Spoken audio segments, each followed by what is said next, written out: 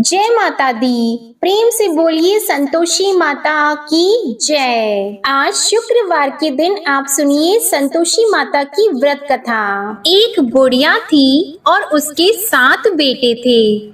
6 बेटे कमाने वाले थे और एक बेटा निकम्मा था। बुढ़िया माँ 6 पुत्रों की रसोई बनाती, भोजन कराती और पीछे से जो कुछ बचता वो 7वें पुत्र को दे देती।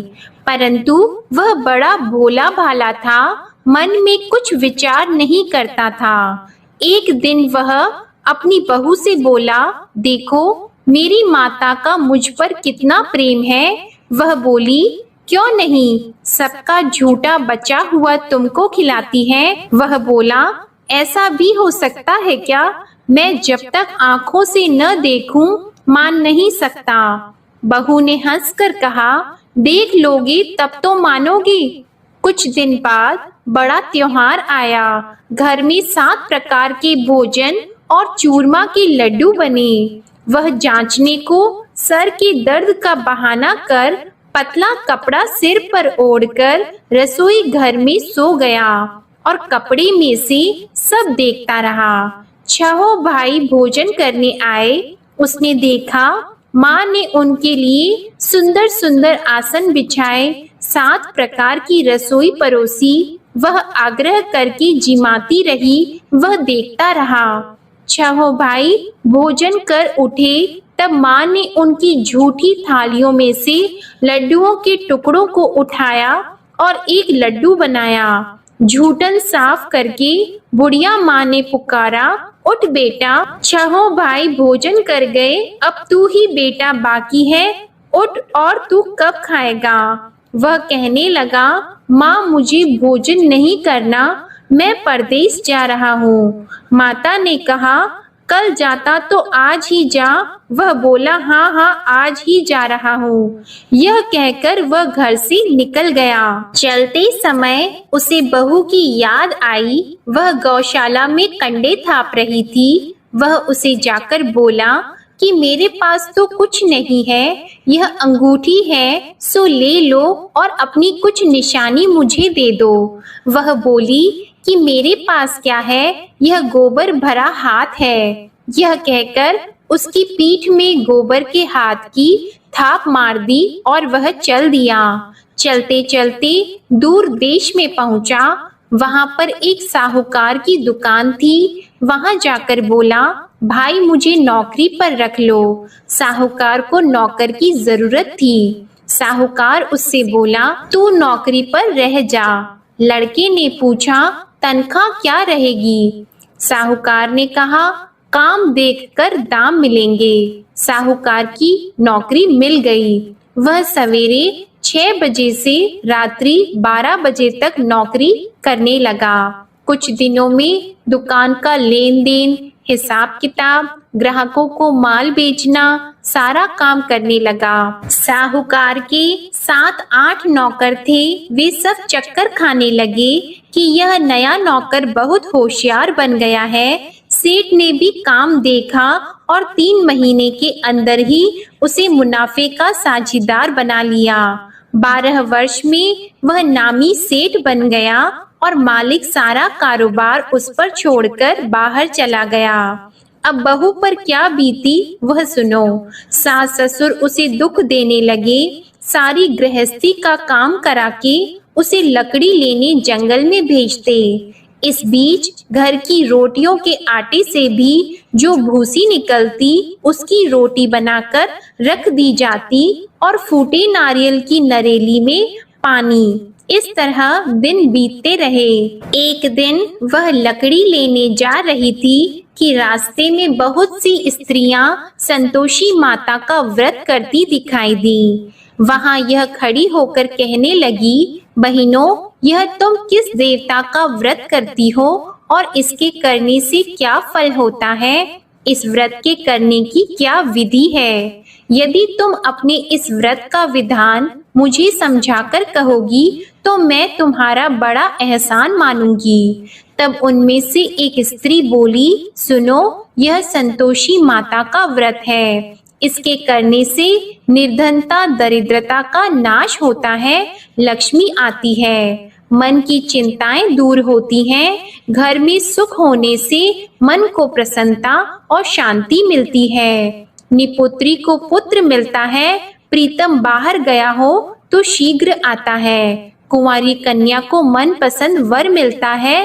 राजद्वार में बहुत दिनों से मुकदमा चलता हो तो वह भी खत्म होता है। कलह क्लेश की निवृत्ति हो, सुख शांति हो, घर में धन जमा हो, पैसा जायदाद का लाभ हो और भी मन में जो कुछ कामना हो वह सब इस संतोषी माता की कृपा से पूरी होती है।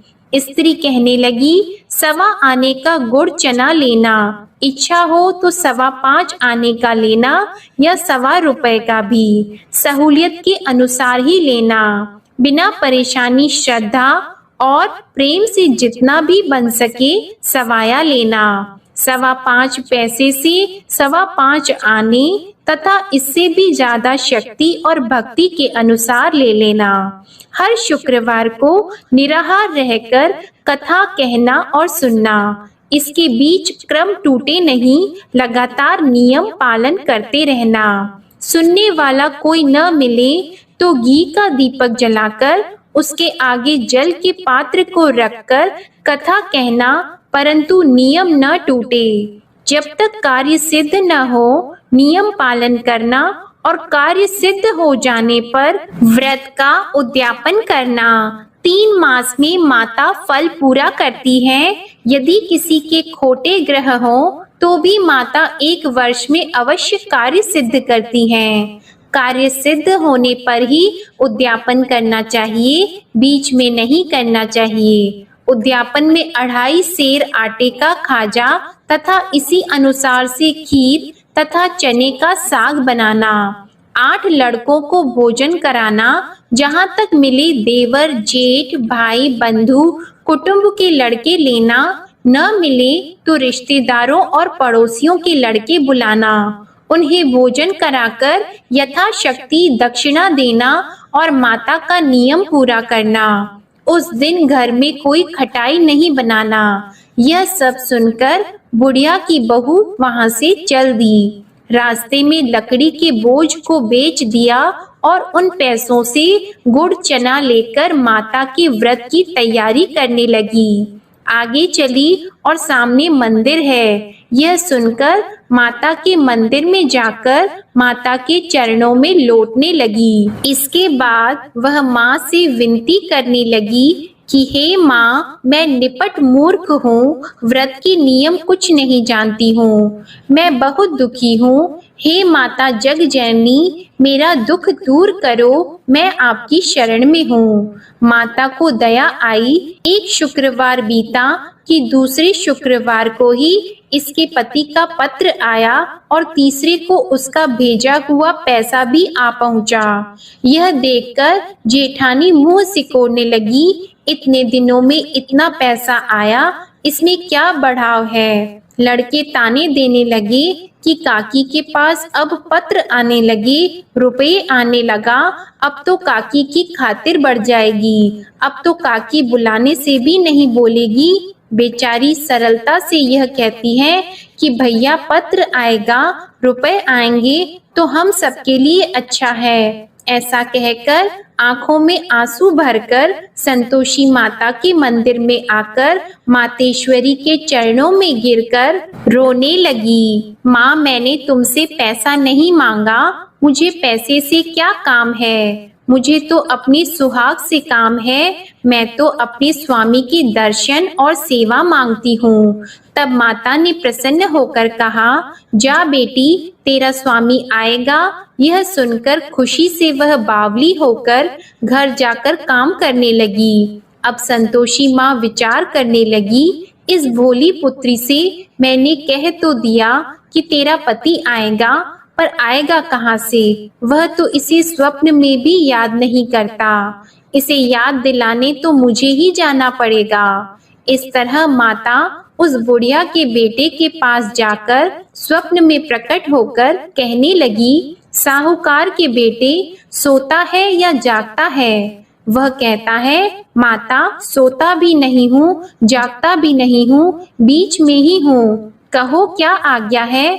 माँ कहने लगी, तेरा घर बार है या नहीं। वह बोला, मेरा सब कुछ है माता, माँ बाप भाई बहन बहू क्या कमी है। माँ बोली, पुत्र तेरी घरवाली कष्ट उठा रही है, माँ बाप उसे दुख दे रहे हैं, वह तेरे लिए तरस रही है, तू उसकी सुध ले। वह बोला, हाँ माता, यह तो मुझे मालूम है, परंतु जाऊं कैसे। परदेश की बात है, लेन देन का कोई हिसाब नहीं, कोई जाने का रास्ता नजर नहीं आता, कैसे चला जाऊं।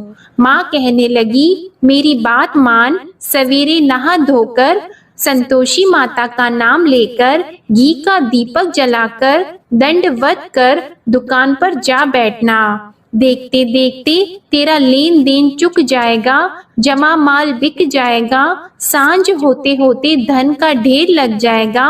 अब तो वह सवेरे बहुत ही जल्दी उठकर मित्र बंधुओं से अपने सपने की बात कहता है। वे सब उसकी बात अनसुनी करके खिल्ली उड़ाने लगे। कहीं सपने भी सच्चे होते हैं। एक बूढ़ा बोला, देख भाई मेरी बात मान, इस तरह साच झूठ कहने के बदले देवता ने जैसा ही कहा है वैसा ही करना, तेरा क्या जाता है। अब बूढ़े की बात मानकर वह नहा धोकर संतोषी माता को दंडवत कर घी का दीपक जलाकर दुकान पर जा बैठता है। थोड़ी देर में वह क्या देखता है कि देने वाले रुपया लाए, लेने वाले हिसाब लाए। कोठे में भरे सामानों के खरीदार नगद में सौदा करने लगे। शाम तक धन का ढेर लग गया। मन में माता का नाम लेकर प्रसन्न होकर घर जाने के वास्ते गहना कपड़ा सामान खरीदने लगा। यहाँ के काम से निपट घर को रवाना हुआ। उधर बहू बेचारी जंगल में लकड़ी लेने जाती है। लौटते वक्त माताजी के मंदिर पर विश्राम करती है। वह तो उसका रोज रुकने का स्थान ही था। दूर धूल उड़ती देखकर वह माता से पूछती है, हे माता, यह धूल कैसे उड़ रही है। माँ कहती है, हे पुत्री, तेरा पति आ रहा है, अब तू ऐसा कर, लकड़ियों के 3 बोझ बना ले, एक नदी के किनारे रख, दूसरा मेरे मंदिर पर और तीसरा अपने सिर पर रख। तेरे पति को लकड़ी का गट्ठा देकर मोह पैदा होगा, वह यहाँ रुकेगा, नाश्ता पानी बनाकर खाकर माँ से मिलने जाएगा। तू लकड़ी का बोझ उठाकर जाना और बीच चौक में गट्ठा लाकर 3 आवाजें जोर से लगाना। लो सासू जी, लकड़ियों का गट्ठा लाई हूँ, भूसी की रोटी दो, नारियल के खोपड़े में पानी दो, आज कौन मेहमान आया है। माँ की यह बात सुनकर वह बहुत अच्छा माताजी कहकर प्रसन्न मन होकर लकड़ियों के 3 गट्ठे ले आई। एक नदी के तट पर एक माता के मंदिर पर रखा।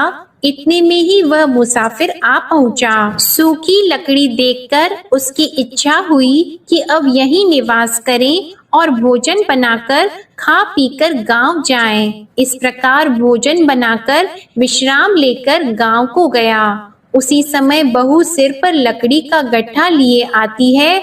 उसे आंगन में डालकर जोर से 3 आवाज देती है, लो सासू जी, लकड़ी का गट्ठा लो, भूसी की रोटी दो, नारियल के खोपड़े में पानी दो, आज कौन आया है। यह सुनकर उनकी सास अपने दिए हुए कष्टों को भुलाने हेतु कहती है, बहू ऐसा क्यों कहती हो, तेरा मालिक ही तो आया है, बैठ, मीठा भात खाकर कपड़े गहने पहन। इतने में आवाज सुनकर उसका स्वामी बाहर आता है और अंगूठी देखकर व्याकुल हो जाता है। माँ से पूछता है, माँ यह कौन है। माँ कहती है, बेटा ये तेरी बहू है। आज 12 वर्ष हो गए जब से गया है, तब से सारे गांव में जानवर की तरह भटकती फिरती है। काम काज घर का कुछ करती नहीं, 4 समय आकर खा जाती है। अब तुझे देखकर भूसी की रोटी और नारियल के खोपड़े में पानी मांगती है। वह लज्जित होकर बोला, ठीक है माँ, मैंने इसे भी देखा और तुम्हें भी। अब मुझे दूसरे घर की चाबी दो तो मैं उसमें रहूंगा। ठीक है बेटा, जैसी तेरी मर्जी। यह कहकर माँ ने चाबी का गुच्छा उसे दे दिया। उसने लेकर दूसरे कमरे को खोलकर सारा सामान जमाया और एक दिन में ही वहां राजा के महल जैसा ठाट बाट बन गया। अब क्या था, वह सुख भोगने लगी। इतने में अगला शुक्रवार आया। उसने अपने पति से कहा, मुझे माता का उद्यापन करना है। उसका पति बोला, बहुत अच्छा, कर लो, अपनी खुशी से यह भी कर लो। तुरंत ही वह उद्यापन की तैयारी करने लगी। जेठ के लड़के को भोजन के लिए कहने लगी। उसने मंजूर किया, परंतु पीछे जेठानी अपने बच्चों को सिखाती है, देखो भोजन के समय सब लोग खटाई मांगना, जिससे इसका उद्यापन पूरा न हो। लड़के खाना खाने आए, खीर पेट भरकर खाई, परंतु बात याद आते ही कहने लगे, हमें कुछ खटाई खाने को दो, खीर खाना हमें भाता नहीं, यह देखकर अरुचि होती है। बहू कहने लगी, खटाई किसी को नहीं दी जाएगी, यह तो संतोषी माता का प्रसाद है। लड़के उठकर खड़े हुए और बोले, पैसे लाओ। भोली बहू कुछ जानती नहीं थी, सो उन्हें पैसे दे दिए। लड़के उसी समय उठकर इमली लेकर खाने लगे। यह देखकर बहू पर माता ने कोप किया। राजा के दूत उसके पति को पकड़कर ले गए और जेठ जेठानी मन माने खोटे वचन कहने लगे। लूट लूट कर धन इकट्ठा कर लाया था, सो राजा के दूत उसे पकड़कर ले गए हैं। अब सब मालूम हो जाएगा जब जेल की रोटी खाएगा। बहू से यह वचन सहन नहीं हुआ। रोती रोती माता के मंदिर में गई और बोली, हे माता, तुमने यह क्या किया? हंसाकर क्यों रुलाती हो? माता बोली, पुत्री, तूने उद्यापन करके मेरा व्रत भंग किया, इतनी जल्दी सब बातें भुला दी। वह कहने लगी, माता, भूली तो नहीं हूँ, न कुछ अपराध किया है, मुझे तो लड़कों ने भूल में डाल दिया, मैंने भूल से उन्हें पैसे दे दिए, मुझे क्षमा करो माँ। माँ बोली, ऐसी भी कहीं भूल होती है? वह बोली, माँ मुझे माफ कर दो, मैं फिर तुम्हारा उद्यापन करूंगी। माँ बोली, अब भूल मत करना। वह बोली, अब भूल नहीं होगी माता, अब बताओ वे कैसे आएंगे? माँ बोली, जा पुत्री, तेरा मालिक तुझे रास्ते में ही आता मिलेगा। वह निकली, रास्ते में पति आता मिला तो उसने पूछा, तुम कहाँ गए थे? वह कहने लगा, इतना धन जो कमाया है उसका टैक्स राजा ने मांगा था, वह भरने गया था। वह प्रसन्न होकर बोली, अच्छा हुआ, अब घर चलो। कुछ दिन बाद फिर शुक्रवार आया तो वह बोली, मुझे माता का उद्यापन करना है। पति ने कहा, कर लो। वह फिर जेठ के लड़कों से भोजन को कहने लगी तो जेठानी ने एक दो बातें सुनाई और लड़के सिखा दिए कि तुम पहले ही खटाई मांग लेना। लड़के कहने लगे कि हमें खीर खाना नहीं भाता, कुछ खटाई खाने को दो। तो बहू बोली, खटाई खाने को नहीं मिलेगी, खाना हो तो खाओ। यह कहकर ब्राह्मणों के लड़के लाकर भोजन कराने लगी। यथाशक्ति दक्षिणा की जगह एक एक फल उन्हें दिया। इससे संतोषी माता प्रसन्न हुई। माता की कृपा होते ही 9वें मास उसको चंद्रमा के समान सुंदर पुत्र प्राप्त हुआ। वह पुत्र को लेकर प्रतिदिन माता जी के मंदिर को जाने लगी। माँ ने सोचा कि यह रोज आती है, आज क्यों न मैं ही इसके घर चलूं, इसका आसरा देखूं तो सही। यह विचार कर माता ने भयानक रूप बनाया। गुड़ और चने से सना मुख, ऊपर से सूंड के समान होठ, उस पर मक्खियां भिनभिना रही हैं। दहलीज में पैर रखते ही उसकी सास चिल्लाई, देखो कोई चुड़ैल डाकिनी चली आ रही है, लड़कों इसे भगाओ नहीं तो किसी को खा जाएगी। लड़के डरने लगे, चिल्लाकर खिड़की बंद करने लगे। बहू रोशनदान में से देख रही थी। प्रसन्नता से पगली होकर चिल्लाने लगी कि आज मेरी माता मेरे घर आई है। यह कहकर बच्चे को दूध पिलाने से हट जाती है। इतने में सास का क्रोध फूट पड़ा। वह बोली कि इसे देखकर कैसे उतावली हुई जो बच्चे को पटक दिया। इतने में माँ के प्रताप से जहाँ देखो वहाँ लड़के ही लड़की नजर आने लगे। बहू बोली, माँ जी, मैं जिनका व्रत करती हूँ यह वह संतोषी माता है। इतना कहकर झट से सारे घर के किवाड़ खोल दिए और सबने माता के चरण पकड़ लिए और विनती कर कहने लगे, हे माता, हम मूर्ख हैं, अज्ञानी हैं, तुम्हारी व्रत की विधि हम नहीं जानते हैं। तुम्हारा व्रत भंग करके हमने बहुत बड़ा अपराध किया है। हे माता, बहू को जैसा फल दिया वैसा सबको देना। जो भी यह कथा पढ़ेगा या सुनेगा उसके सभी मनोरथ पूर्ण होंगे। प्रेम से बोलिए संतोषी माता की जय। आइए अब सुनते हैं संतोषी माता की आरती। जय संतोषी माता मैया, जय संतोषी माता, अपने सेवक जन की सुख संपत्ति दाता। जय संतोषी माता मैया, जय संतोषी माता, सुंदर चीर सुनहरी माँ धारण की हो, हीरा पन्ना दम के तन श्रृंगार लीन हो। जय संतोषी माता मैया, जय संतोषी माता, गेरू लाल छटा छवि बदन कमल सोहे, मंद हंसत करुणामय, मंद हंसत करुणामय, त्रिभुवन जन मोहे।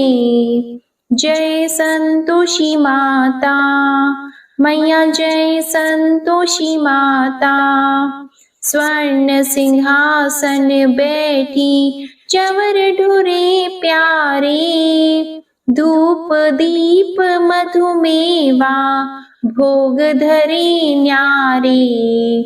जय संतोषी माता मैया, जय संतोषी माता, गुड़ अरु चना परम प्रिय तामे संतोष कियो, संतोषी कहलाई भक्तन वैभव दियो। जय संतोषी माता मैया, जय संतोषी माता, शुक्रवार प्रिय मानत आज दिवस सोही, भक्त मंडली छाई कथा सुनत मोही। जय संतोषी माता मैया, जय संतोषी माता, मंदिर जगमग ज्योति मंगल ध्वनि छाई, विनय करे हम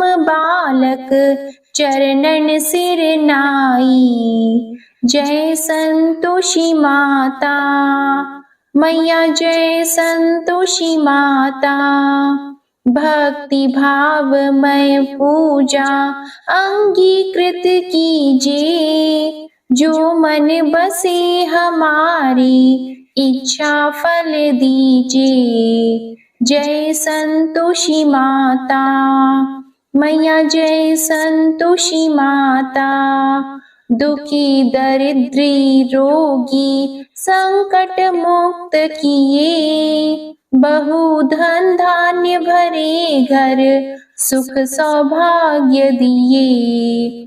जय संतोषी माता मैया, जय संतोषी माता, ध्यान धरियो जिस जन ने मन वांछित फल पायो, पूजा कथा श्रवण कर घर आनंद आयो। जय संतोषी माता मैया, जय संतोषी माता, शरण गहे की लज्जा राखियो जगदम्बे, संकट तू ही निवारे दयामयी अम्बे। जय संतोषी माता मैया, जय संतोषी माता।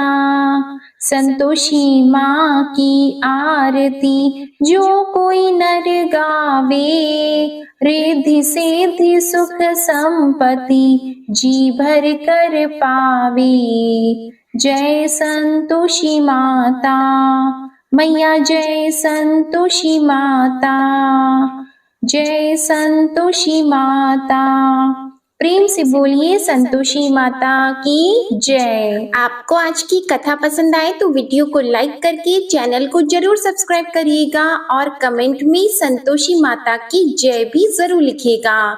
इसी के साथ आप हमारे चैनल पर ज्येष्ठ मास महात्म्य की कथाएं नियम से सुन सकते हैं और शुक्रवार के दिन सुनी जाने वाली अन्नपूर्णा माता की कथा और लक्ष्मी माता की कथा भी आप हमारे चैनल पर जरूर सुनिएगा। जय माता दी।